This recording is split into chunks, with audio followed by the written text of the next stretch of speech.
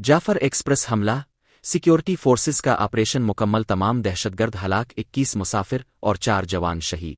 Security forces ने कोयटा से पेशावर जाने वाली जाफर एक्सप्रेस पर हमला करने वाले दहशतगर्दों के खिलाफ ऑपरेशन मुकम्मल करते हुए 33 दहशतगर्दों को हलाक कर दिया।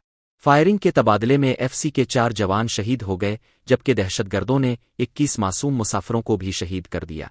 DGISPR लेफ्टिनेंट जनरल अहमद शरीफ चौधरी ने जाफर एक्सप्रेस पर हमले से मुताल्लिक गुफ्तगू करते हुए कहा कि 11 मार्च को 1 बजे बूलान के करीब रेलवे ट्रैक को पहले धमाके से अड़ाया गया।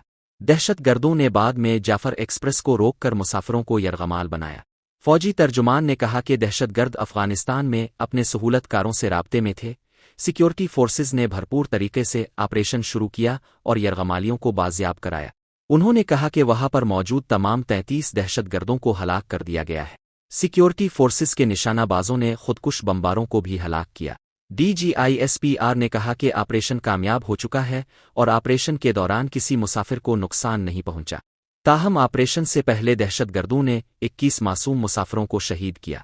DGISPR के मुताबिक ऑपरेशन के दौरान 4 एफसी के अहलकार शहीद हुए हैं। वाज़े रहे कि गुज़श्ता रोज़ बलोचिस्तान के ज़िला बूलान में दहशतगर्दों ने कोयटा से पेशावर जाने वाली ट्रेन को रोककर मुसाफिरों को यरगमाल बना लिया था, जिसके बाद सिक्योरिटी फोर्सेज ने ऑपरेशन शुरू किया जो आज मुकम्मल हुआ। सिक्योरिटी ज़राए के मुताबिक दहशतगर्दों में खुदकिश बमबार भी शामिल थे, जिन्होंने मासूम बच्चों और ख़वातीन को बतौर इंसानी ढाल इस्तेमाल किया। क्लियरेंस ऑपरेशन की वीडियो में देखा जा सकता है कि दहशतगर्दों ने यरगमाल मुसाफिरों को मुख्तलिफ टोलियों में तकसीम कर रखा था।